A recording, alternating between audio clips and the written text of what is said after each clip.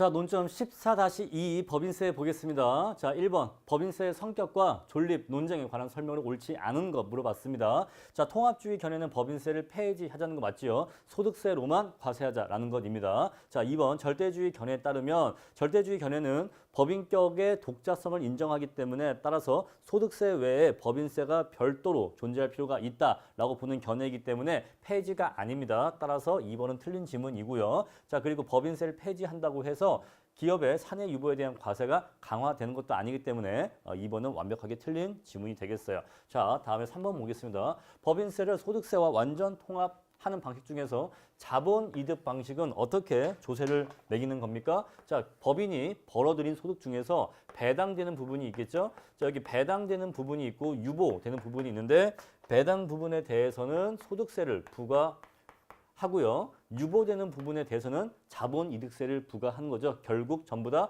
소득세를 부과하는 것입니다. 자, 법인세를 없애고 배당 부분에는 소득세, 사내 유보 부분에는 자본이득세를 부과해서 소득세로 부과한 것을 말합니다. 3번 맞는 표현이고, 자, 이중과세 문제 완화하기 위해서 배당세의 공제제도 맞고요. 자, 법인세 반대론자들은 자, 법인세가 소득세 외에 별도로 존재하면 양자 간의 이중과세 문제가 발생한다고 주장한다. 5번 역시 맞는 표현 되겠죠. 자, 2번 보겠습니다. 법인세와 소득세 통합에 관한 다음의 서술 중 옳지 않은 것 물어봤습니다. 자, 조합 방식은 법인의 주주를 법인화되지 않은 조합의 조합원과 같이 취급하기 때문에 법인세가 별도로 발생하지 않고 오로지 소득세로만 조세를 부과하게 되죠. 맞는 표현입니다. 자, 조합과 법인의 차이는 법인격이 있냐 없냐 따라서 법인세 부과 대상이 되냐 안 되냐 차이로 보시면 되겠습니다. 자, 2번 조합 방식은 완전 통합 방식이 하나죠. 소득세로만 부과하기 때문에 2번 맞는 표현 되겠습니다. 다음에 3번 볼게요. 자, 자본이득 방식은 실현된 자본이득에만 소득세를 부과한다. 아니에요. 자, 실현되지 않은 자본이득에도 소득세를 부과하기 때문에 실현된 자본이득에만 부과한다. 요건 틀린 표현입니다. 자, 아까 말씀드렸지만 배당 부분에는 소득세, 배당되지 않고 사내 유보된 부분에는 자본이득세를 부과하기 때문에 실현 여부에 관계없이 전부 다 과세를 하게 됩니다. 따라서 3번은 틀렸고요. 4번 부분적 통합은 자, 배당되는 부분에 대한 이중과세만이라도 제거하려고 하는 것을 목적으로 한다. 맞고요. 5번 역시 맞는 표현입니다. 자, 넘어갈게요. 자, 3번입니다. 법인세 개혁 방안의 하나로 거론되는 완전 통합 방식에 대하여 완전 통합 옹호론자들이 주장하는 효율성 개선 효과로 옳은 것을 모두 고른 것은 하고 물어봤습니다. 자, 기억 볼게요. 재원 조달에 있어서 부채료의 편향성을 제거할 수가 있다. 자, 법인세가 존재하는 상황 하에서는 법인세는 타인 자본 비용에 대해서 절세 효과를 인정하기 때문에 법인세가 소득세 외에 별도로 존재하는 상황에서는 타인 자본을 쓰는 것이 유리합니다. 그죠? 타인 자본을 써야지만 법인세가 절세되기 때문에 자, 법인은 부채를 사용하고자 하는 유인을 갖게 돼요. 따라서 기억은 맞는 표현입니다. 자, 법인세는 타인 자본 비용을 선호하는 경향이 있기 때문에 법인세가 없어진다면 굳이 남의 돈, 부채를 쓸 필요가 없어지는 거죠. 자, 다음에 니은 볼게요. 완전 통합으로 효율성이 개선되더라도 자, 요거 앞에 말이 맞는지 틀린지를 보려면 먼저 딕은 먼저 보겠습니다. 자, 법인과 비법인 부분 간의 자원 배분의 왜곡이 제거될 수가 있다. 자, 법인세가 없어진다면 양자 간의 왜곡이 없어질 수 있다 이 얘긴데 만약에 법인세와 소득세가 각각 존재한다면 어떻게 되냐면 자, 법인 부분에는 법인세가 부과될 거고요. 자, 비법인 부분에는 소득세가 부과되게 될 겁니다. 자, 어떤 사람이 사업을 두 가지 형태로 하는데 한 가지는 법인 형태, 한 가지는 비법인 형태입니다. 그런데 수익은 똑같아요. 100만 원, 100만 원씩 법니다. 그런데 법인으로 버는 소득에는 법인세를 부과하고 비법인으로 버는 소득에는 소득세를 부과한다면 양자 간에 과세액의 차이가 발생하게 되겠죠. 자, 그래버리면 어떤 사람이 사업을 할 때 법인의 형태로 사업을 할지 비법인의 형태로 사업을 할지에 대한 의사결정에 교란이 발생한다 이 얘기입니다. 자, 그런데 법인세가 없어져서 모든 부분에 소득세로만 과세가 이루어진다면 사업의 형태가 법인인지 비법인인지에 대한 교란이 없어지기 때문에 법인세가 없어지고 소득세로만 완전 통합된다면 양자 간의 왜곡이 없어지게 되겠죠. 따라서 디귿은 맞는 표현입니다. 따라서 디귿은 맞는 표현이에요. 자, 이렇게 법인이냐 비법인이냐 이 두 부문 간의 교란이 없어지기 때문에 당연히 효율성은 개선되겠죠. 효율성은 개선됩니다. 자, 그랬을 때 앞에 말은 맞는데 뒤에 말 법인세 납세자 전체의 후생은 불변이다. 요건 틀린 표현이에요. 자, 정확한 표현은 법인세 납세자 전체의 효용은 불분명하다라고 해야 맞는 표현입니다. 불분명하다라고 해야 맞아요. 자, 예를 들어 볼게요. 어떤 법인이 있었는데 이 법인에는 법인세율이 25%가 적용되고 있었다 합시다. 자, 이 법인은 3명의 주주가 존재하는데 A, B, C 3명이라고 합시다. 자, A는 굉장히 부자인 사람이라서 A는 현재 40%의 소득세율에 해당되는 사람이고 B는 20%에 해당되고 10은 10%의 소득세를 내고 있는 사람이라고 해보겠습니다. 개념 이해하시겠죠? 자, 이랬을 때, 자, 법인세가 있는 상황에서는, 자, 이 법인이 돈을 벌었겠죠? 돈을 벌었을 때, 25%의 법인세를 내면 되는 겁니다. 그렇죠? 자, 근데 만약에 법인세가 없어진다면 법인이 돈을 벌었는데 법인세가 없어지고 이 소득이 그대로 다이렉트로 A, B, C에게 배당된다면 이제 A는 40%의 세금을 내야 되고 자, 법인세가 있었을 때는 25%의 법인세를 내면 됐는데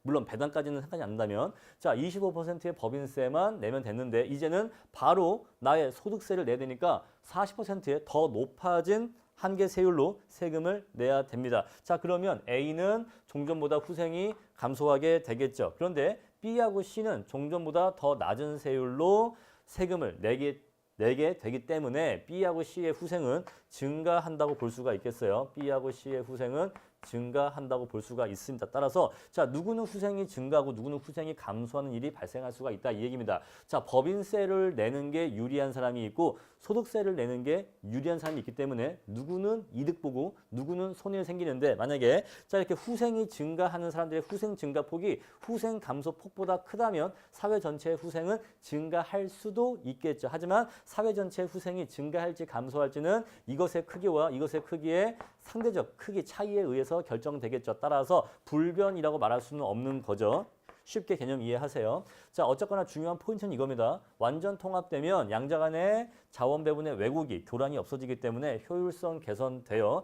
효율성 개선되지만 이것으로 인해서 누군가는 이득 볼 수도 있고 손해 볼 수도 있다 정도만 기억하시면 되겠습니다. 자, 리를 보겠습니다. 조세로 인한 저축 의사 결정 왜곡이 감소하게 될 것이다. 여러분 여기서의 저축은요. 기업 저축으로 인식해 주시면 됩니다. 자, 기업 저축은 사내 유보를 의미해요. 자, 기업이 돈을 벌었는데 배당으로 쓰지 않고 남겨놓는 돈을 사내 유보, 기업의 저축이라 볼 수가 있겠죠. 자, 그랬을 때 어떤 기업이 돈을 벌잖아요. 법인이 돈을 벌면 이 중에 일부는 배당을 하고 나머지 일부는 사내 유보를 하게 됩니다. 자, 그랬을 때 완전 통합 옹호론자들이 주장하는 효과는 뭐냐? 자, 법인세를 없애버리고 소득세로만 과세하게 되면 여기 배당 부분과 사내 유보 부분에 대해서 서로 다르게 취급하는 양자 간의 교란이 발생하지 않는다 이 얘기예요. 자, 둘 중에 어디는 세율이 낮고 어디는 세율이 높은 경우에는 세율이 낮은 쪽으로 자본이 몰리는 현상이 발생한다 이 얘기입니다. 만약에 배당 쪽에 낮은 세율이 적용된다면 기업은 가급적 배당을 하고자 하겠죠. 반대로 사내 유보에 낮은 세율이 적용된다면 기업은 가급적 배당을 적게 하고 사내 유보를 많이 하고자 하겠죠. 자, 이런 식으로 사내 유보와 배당액 간의 교란이 발생하면 안 되는데 완전 통합을 하면 양자 간의 교란이 생기지 않는다 이 얘기예요. 자, 일단 이 말은 맞는 말입니다. 맞는 말인데 자, 왜 그런지를 볼게요. 자, 완전 통합론이 말고 여기에 대비되는 다른 견해가 있죠. 뭡니까? 바로 부분 통합론이에요. 부분 통합론.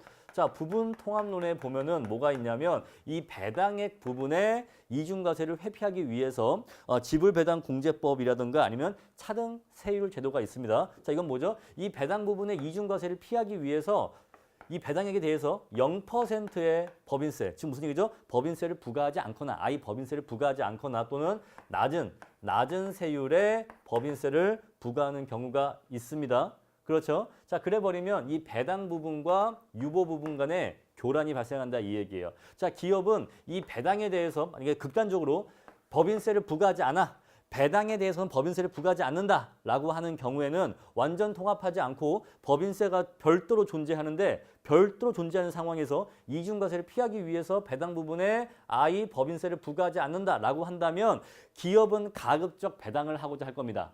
그렇겠죠. 배당이 촉진될 거예요. 자, 이 경우에는 사내 유보와 배당 간의 교란이 발생하는 거죠. 왜 이런 일이 발생하는 거죠? 법인세라는 것이 별도로 존재하기 때문에 그런 겁니다. 법인세와 소득세가 별도로 존재하고 법인세가 별도로 존재하는 경우에는 이 배당 부분에 대한 이중과세 문제가 발생하는 거죠. 그럼 이 이중과세 문제를 회피하기 위해서 법인세를 부과하지 않거나 낮은 법인세를 부과하는 경우에는 배당이 촉진되는 문제가 발생하게 돼요. 그렇죠? 그래서 부분 통합 방식은 양자 간의 교란이 발생하게 되는데 완전 통합 방식에 의하면 양자 간의 교란이 이러한 교란이 발생하지 않는다는 거죠. 왜 그러죠? 법인세가 별도로 존재하지 않으니까 이중 과세 문제가 없단 말이에요. 따라서 양자를 다르게 취급할 이유가 없는 겁니다. 오케이. 그래서 리을도 역시 맞는 말이 되는 거고 정답은 그래서 기역, 디귿, 리을이 되는 거예요. 이해하셨겠죠? 자, 4번 보겠습니다. 법인 부분에 투자된 자본으로부터 소득이 법인 단계와 배당 단계에서 이중 과세되기 때문에 발생하는 자원 배분상의 왜곡은 법인세에서 중요한 문제가 되어왔다. 다음 중 이중 과세를 해소함으로써 나타날 수 있는 효과로 옳지 않은 것은 무엇이냐 이 얘기입니다. 자, 우리가 이중 과세를 해결하기 위해서 고안된 방법이 두 가지가 있죠. 뭡니까? 바로 완전 통합 방안, 완전 통합 방식이 있고 두 번째는요. 부분 통합 방식이 있는 겁니다. 자, 완전 통합이나 부분 통합이나 다 뭐예요? 법인세 이중과세를 해결할 수 있는 방법이긴 합니다. 자, 그런데 아까 제가 방금 앞에서 문제 3번에서 말씀드렸지만 이 부분 통합 방식은 어떤 문제가 있다? 사내 유보와 배당 간의 교란을 야기하는 문제가 있다라는 것입니다. 하지만 얘도 이중과세를 해결하는 방법 중에 하나인 건 맞는 거예요. 아시겠죠? 자, 보기 보시죠. 타인 자본 조달을 유리하게 만들어주는 요인을 없애준다라는 것입니다. 자, 타인 자본 조달이 유리한 경우에는 무엇이 있을 때죠? 법인세가 존재하는 경우에는 타인 자본 조달이 유리하죠. 타인 자본 비용이 절세 효과를 발생시키니까요. 자, 그런데 이것이 없애준다라고 하는 것은 만약에 법인세가 없어진다면 타인 자본 조달이 유리할 이유가 없겠죠. 만약에 법인세가 없어진다면 소득세로만 부과한다면 이렇게 완전 통합 견해에 근거해서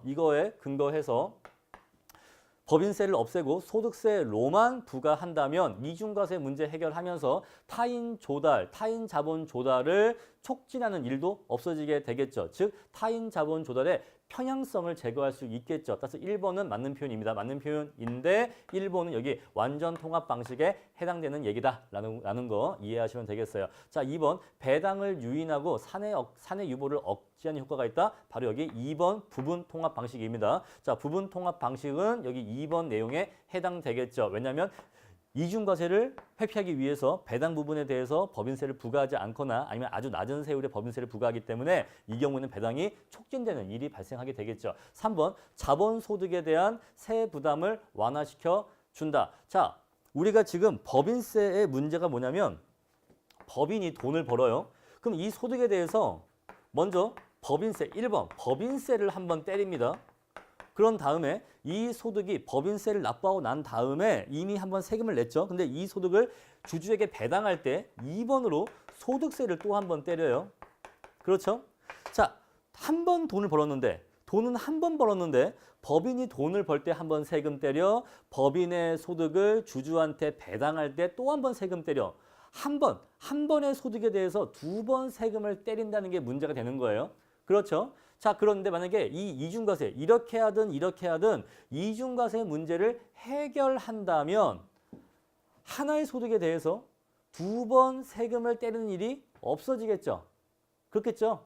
하나의 소득에 세금을 한 번 때릴 때 요걸로 세금을 한 번 때릴 때하고 똑같은 소득에 대해서 세금을 두 번 때릴 때하고 당연히 두 번 때릴 때가 이중과세 할 때가 자본소득에 대한 세 부담이 더 클 겁니다. 내가 돈을 들여서 법인을 세웠고 이 법인이 돈을 버는데 내가 투자한 투자한 자본에 대한 수익을 벌고 있는데 세금을 2번 때리면 조세 부담이 너무 심한 거 아니겠습니까? 자, 그런데 이중과세 문제를 해결하면 나의 법인에 투자한 돈에 대한 자본 소득에 대한 세 부담이 완화될 거 아니에요. 그래서 3번은 맞는 표현입니다. 그렇겠죠?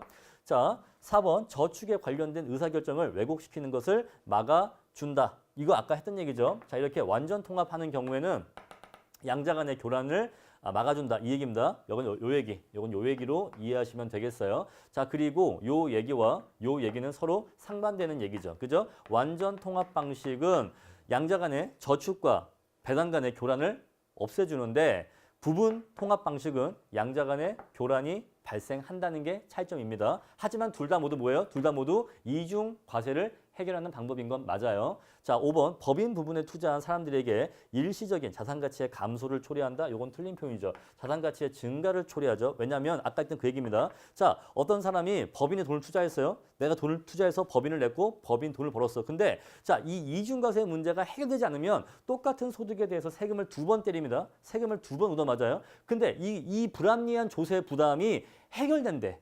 조세를 2번 맞다가 이제 조세를 1번만 맞으면 된다고 합니다. 그러면 법인을 통해서 사업을 하기에 좋아지는 거예요? 안 좋아지는 거예요? 좋아지는 거죠.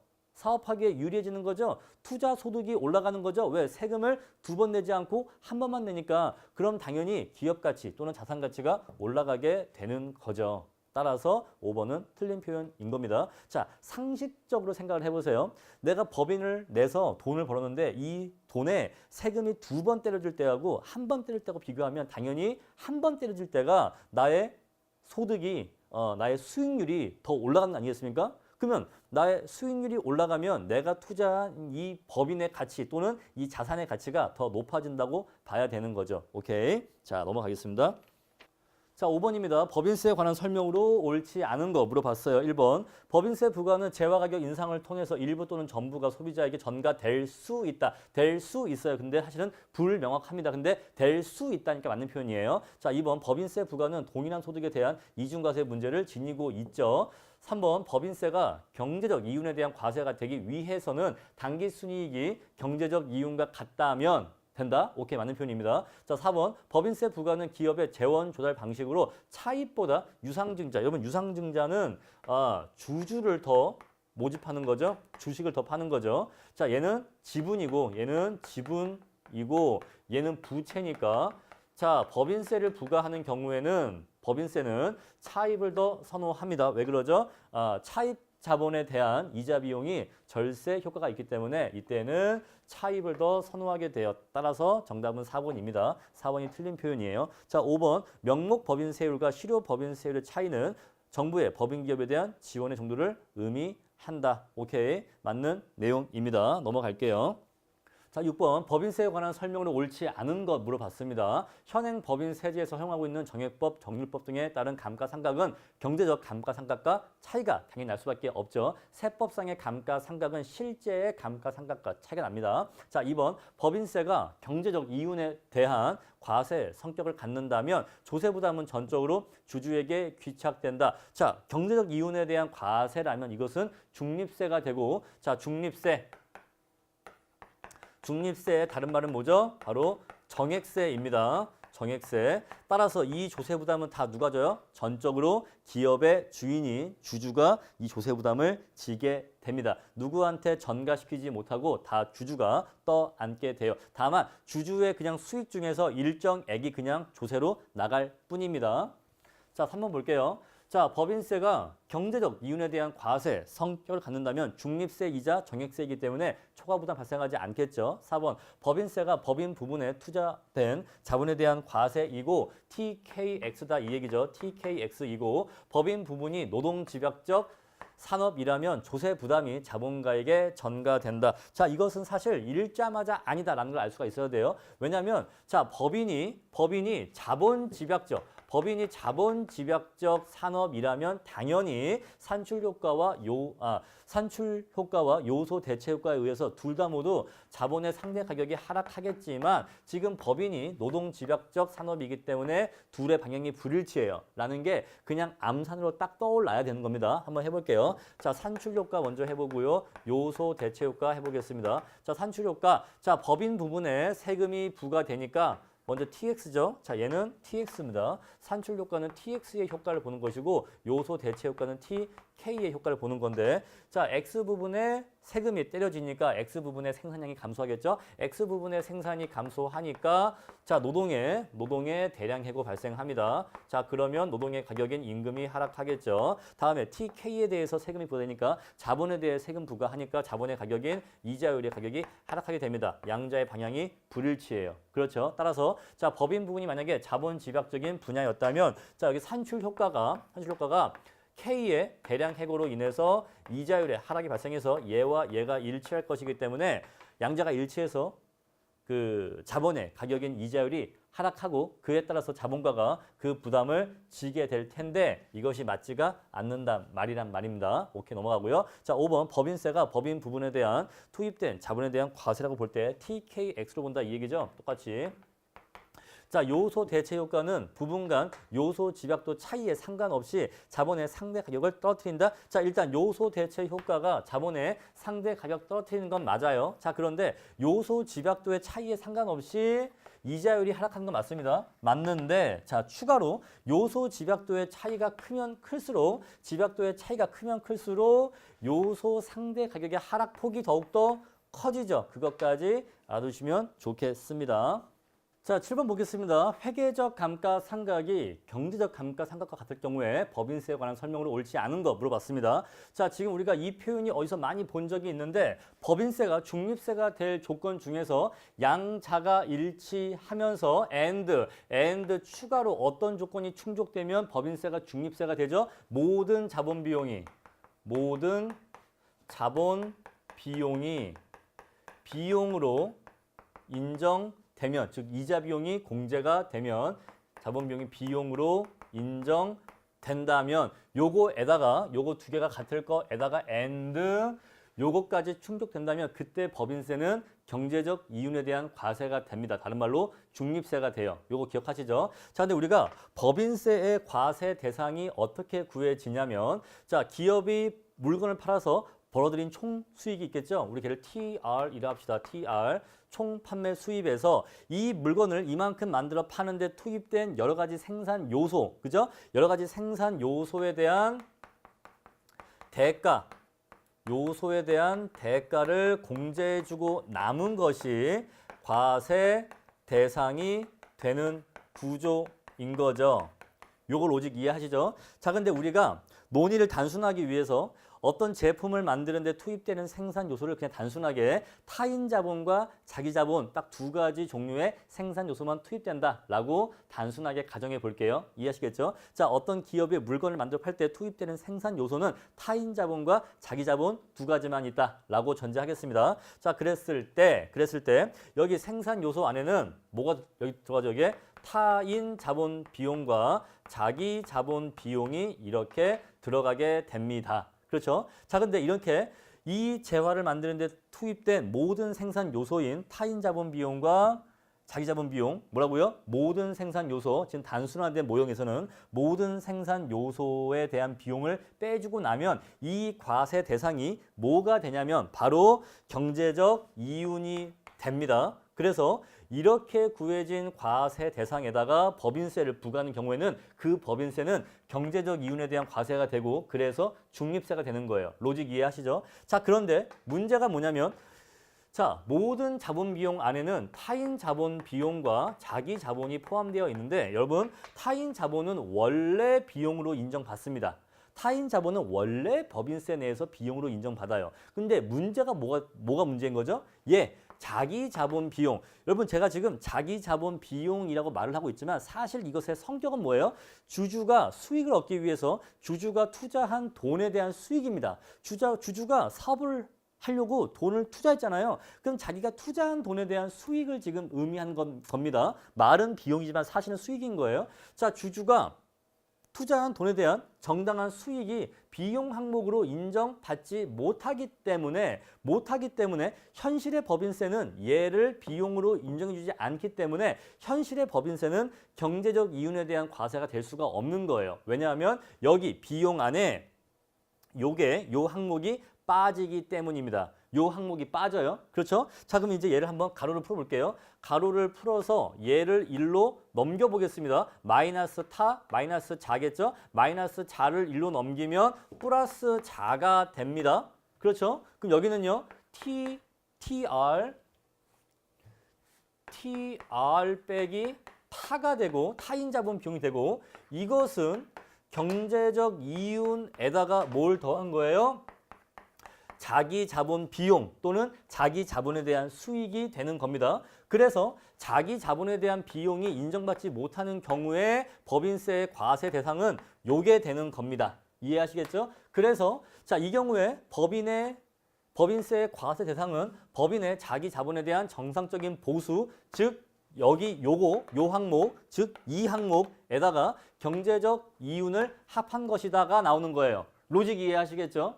자, 경제적 이윤은 기업의 총 매출에서 모든 생산 요소에 대한 대가를 차감하고 남은 것이 경제적 이윤인데 요 생산 요소 대가에 이 안에는 비용으로 인정받는 것들만 올 수가 있습니다. 그런데 자기자본 비용은 비용으로 인정받지를 못해. 따라서 얘는 이 안에 오지를 못하기 때문에 TR에서 자기자본 비용을 빼지를 않았습니다. 빼지를 못했기 때문에 이쪽에 과세 대상에는 자기자본 비용만큼이 남게 된다고도 이해할 수가 있는 거죠. 어쨌거나 1번 질문 설명드렸습니다. 자, 그런데 2번 100% 차입 경영인 경우에는 이 부분에 대한 문제가 생겨요, 안 생겨요? 안 생겨요. 자기 자본 비용을 비용으로 인정받을 수 있냐 없냐가 지금 논쟁의 핵심인데 100% 차입 경영인 경우에는 자기 자본 자체가 없기 때문에 이러한 논쟁이 필요 없습니다. 그런데 타인 자본은 원래 비용으로 인정받아요. 따라서 100% 차입 경영인 경우에는 요 조건과 요 조건이 만나면 바로 뭐가 되는 거죠?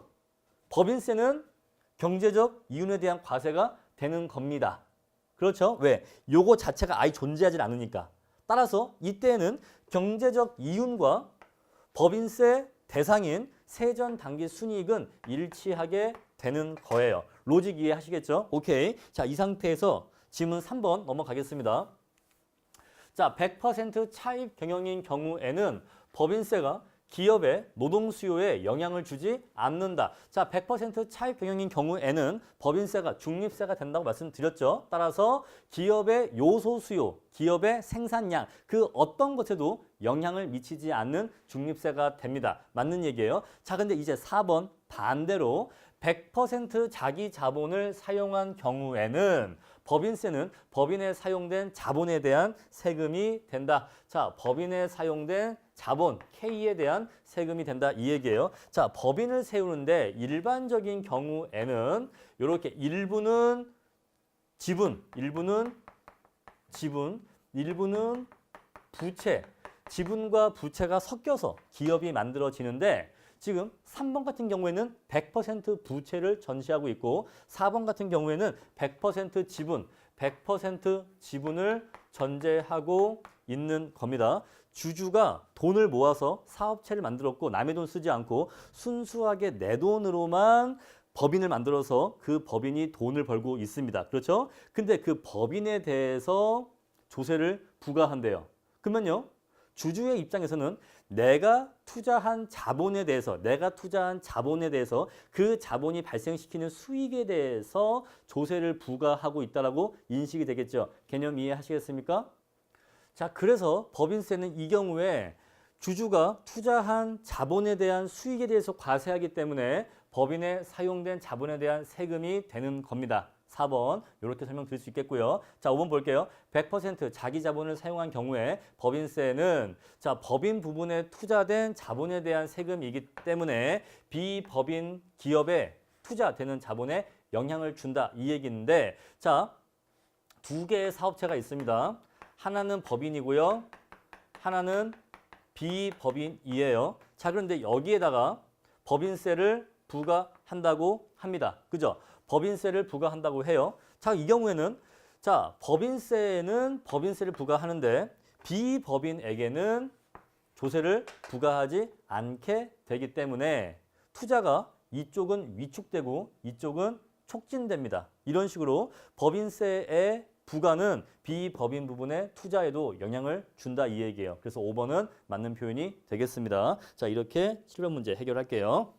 자, 8번 보겠습니다. 법인세에 관한 설명이 옳지 않은 거 물어봤습니다. 자, 법인세는 과세의 공평성과 자원 배분의 효율성을 달성하기 위해서 소득세와의 통합이 논의되고 있고요. 자, 2번 인플레이션은 감가상각의 실질 가치를 떨어뜨리기 때문에 감가상각이 작아지면 그만큼 법인세의 과세 표준이 커지기 때문에 법인의 조세 부담이 더욱더 커지는 일이 발생하는데 이런 거죠. 자, 어떤 설비를 100만 원을 주고 사왔습니다. 자, 그러면 장부상 감가는 이 100만 원을 감가하게 되겠죠. 근데 중간에 자, 인플레가 발생해서 이 자본재 가격이 200만 원으로 상승했다고 하는 경우에는 사실 200만 원 어치를 감가해야 되는데 취득가액인 100만 원 어치밖에 감가하지 못하는 거죠. 그러면 감가의 실질 가치가 하락한다 이 얘기입니다. 따라서 과세 표준이 커지는 문제가 발생한다 이 얘기입니다. 쉽게 이해하실 거예요. 회계학 공부하셨으니까요. 자, 3번 정부는 법인 세제상의 감가상각이 정상적인 속도보다 빠르게 진행되는 것을 허용함으로써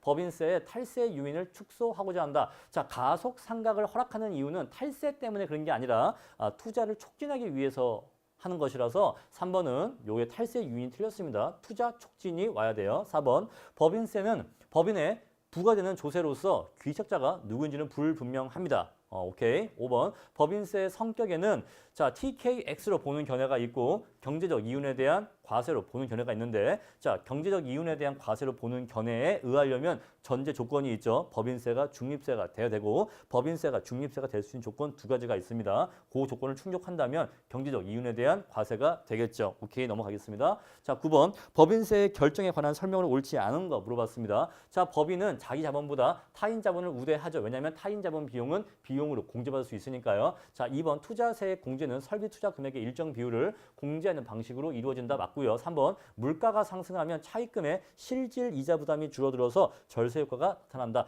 야, 여러분 그냥 기억하세요. 물가가 상승하면 다른 말로 인플레가 발생하면 누가 유리해요? 차입자가 유리해요. 차입자가 유리합니다. 자, 복잡하게 생각할 거 없어요. 물가가 상승하면 차입자가 유리하고 채권자가 불리하기 때문에 차입자의 실질 이자 부담이 감소하게 됩니다. 그래서 3번은 맞는 표현이 되는 거예요. 자, 4번.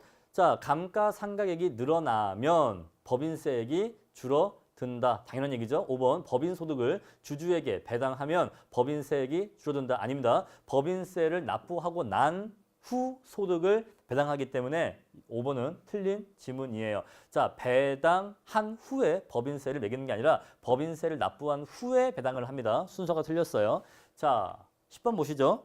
자, 10번 감가상각 제도에 대한 설명 중 옳은 것은 하고 물어봤습니다. 1번 선입선출법이 채택되는 경우에는 인플레이션 상황에서 후입선출법에 비해서 법인세 부담이 무거워진다. 자, 인플레가 있는 경우에는 선입선출법에 의한 매출 원가가 더 작게 잡히기 때문에 당연히 과세 표준이 커져서 법인세 부담이 무거워지게 되겠죠. 맞고요. 2번 우리나라 법인세에서 규정하는 감가상각은 상각자산의 대체 비용이 아니라 취득원가의 기초에서 이루어지고 있습니다. 2번 틀렸고요. 3번 가속 상각이 이루어지더라도 감가상각되는 총액은 똑같기 때문에 투자에 미치는 영향은 동일하다 아닙니다. 자, 감가 총액이 똑같을지라도 화폐의 시간 가치만큼 이득이 있기 때문에 달라요. 4번 세법상 감가상각의 내용 연수가 단축되는 경우에는 매년 감가액이 더욱더 커지기 때문에 투자가 촉진됩니다. 자, 5번 물가 상승이 있다면 세법상 인정되는 감가상각의 실질 가치가 작아지게 되죠. 방금 했던 그 얘기입니다. 오케이, 넘어갈게요. 자, 11번. 인플레이션이 법인세에 미치는 영향 및 조정 방안에 관한 설명을 옳지 않은 것은 하고 물어봤습니다. 자, 인플레이션으로 감가상각의 실질 가치가 떨어지는 현상. 그냥 이거 외우세요. 맞는 말이고요. 법인세의 실질적 부담은 커지게 된다. 그렇습니다. 감가상각이 실질적으로 작아지게 되면 법인세 부담은 실질적으로 커지게 되죠. 그래서 1번 맞는 표현이고요. 2번 재고 처리에 선입선출법을 적용할 경우 인플레이션은 기업의 장부상 이윤을 과대평가시켜 아니죠. 과소평가시키죠. 과소평가. 그렇죠. 이윤을 과대평가시키죠. 매출 원가를 작게 잡히게 하니까 이윤을 과대평가시키죠. 따라서 법인세 부담은 무거워진다. 맞는 말입니다. 자, 3번. 법인이 투자 재원을 차입으로 충당하는 경우 인플레이션은 차입의 실질 가치를 떨어뜨림으로써 기업에 이득을 줍니다. 채권자는 불리하고 차입자인 기업은 유리해지는 거죠. 4번. 인플레가 발생하면 각종 자본주의 가격의 평균 상승폭을 측정해서 감가상각의 허용폭을 이에 맞춰 늘려주면 감가상각액이 커지기 때문에 그죠? 감가상각액을 커지게 만들어줌으로써 실질적으로 법인세 부담을 낮춰주게 할 수 있기 때문에 자, 이러한 방식으로 실질세율 상승 현상을 조금 교정, 억제할 수 있다. 그 얘기죠. 맞는 표현입니다. 자, 5번. 인플레가 발생하면 각종 자본주의 가격의 상승률을 감안해서 법인세제에서 허용하는 내용연수를 늘려주면 매년 감가액이 작아지기 때문에 5번은 틀린 겁니다. 인플레가 발생하면 감가의 실질가치가 하락하니까 어떻게 하면 감가액을 높여줄까를 고민해야 되는데 내용연수를 늘려주면 오히려 감가액이 감소하게 돼요. 따라서 5번은 틀린 표현이고요. 자, 12번. 법인세의 과세 베이스에 관한 설명 중 옳지 않은 거 물어봤습니다.